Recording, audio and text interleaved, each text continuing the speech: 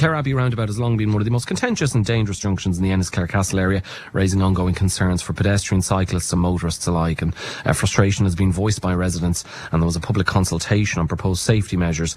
Some are calling for more ambitious solutions. Here to discuss it with me are the Mayor Clare and the Clarecastle Fine Gael councillor Paul Murphy, and also the Clarecastle Sinn Féin councillor Tommy Guilfoyle. Gents, thanks for joining me here at Employability, Clare. Good morning, Alan. So, Tommy, you said publicly you have serious concerns about the proposed pedestrian cycle options at the roundabout. So what worries you most about the current designs? And for years now, people in Ennis and Clarecastle have been raising the same concerns. The Clareabbey Roundabout is not safe for pedestrians or cyclists. And the latest idea from the TIA is a pedestrian crossing just off the Lahinch Road exit. It's simply not the right solution, Alan. It would cause major tailbacks in all the four arms of one of our busiest junctions in the whole county. The public they're straight up and clear about this. We're looking for a walk over flyover or an undergo. There's loads of room to go under the roundabout or over the roundabout. We have flyover walkovers in Shannon. You would see them in every main roundabout, main junction in other counties, and I can't see why we have to be the poor relation in Clare again for one of our major junctions and not be given the most exemplary option rather than the poorest option. And Paul, look, the council has proposed all sorts of ways to address this, be it tightened junctions, raised crossings, segregated cycle lanes as part of the wider active travel scheme.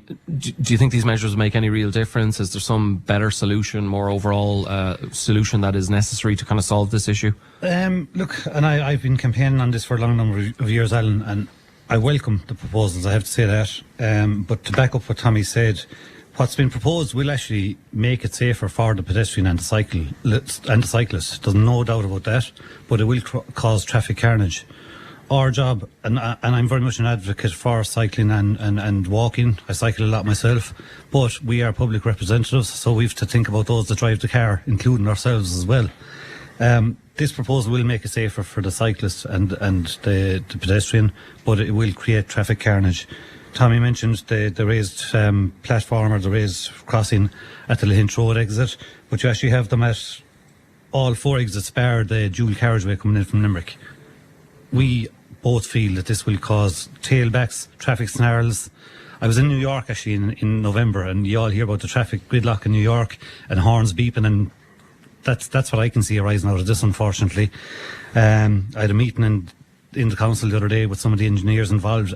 They certainly have their concerns about the traffic impact as well. They're not blind to that, but they are going on guidelines because it is very much pro the pedestrian and the cyclist. We're trying to get people out of cars, but we can't ignore the cars altogether either. No, I mean, look, Tommy, you don't want to try and, in solving one problem, create or exacerbate another issue. I know you're talking about flyovers, go-unders. Others have argued raised crossings are a quicker, more realistic intervention. Is there a solution that can make it better, make it safer for pedestrians and cyclists, but also not cause kind of a Clare version of what can be seen in New York? Nobody wants that.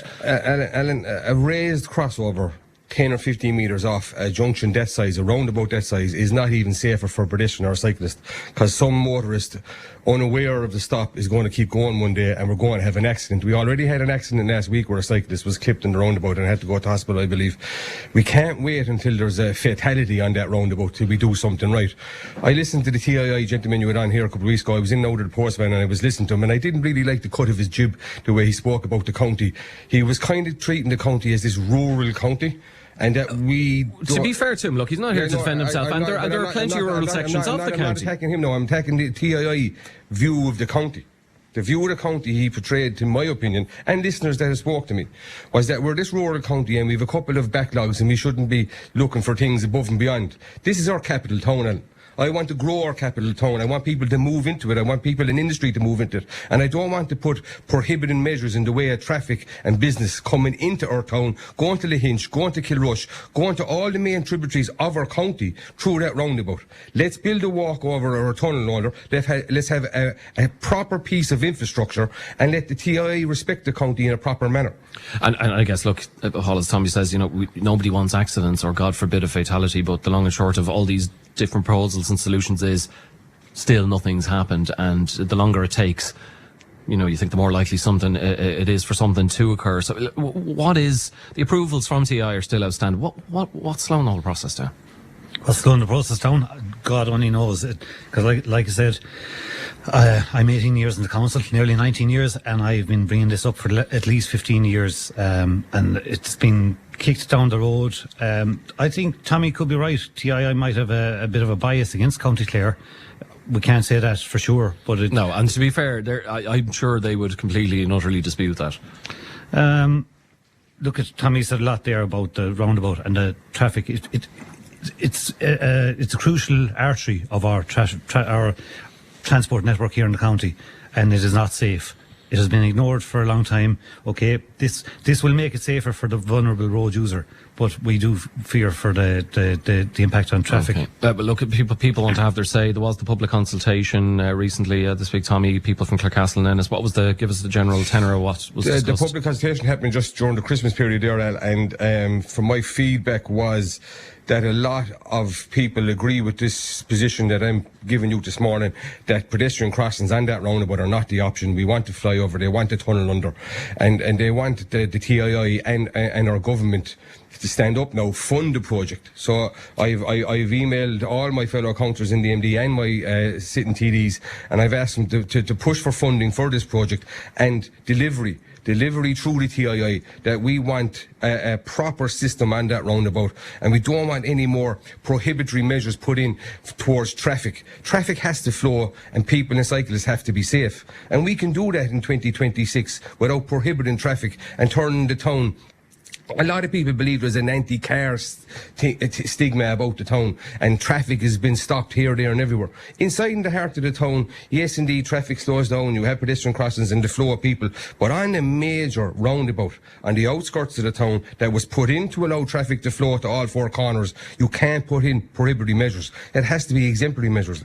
Last few seconds to finish on this, Paul. Like you said, you've 18, 19 years been raising this. I mean, and look, it is no laughing matter, because we don't want something serious to happen.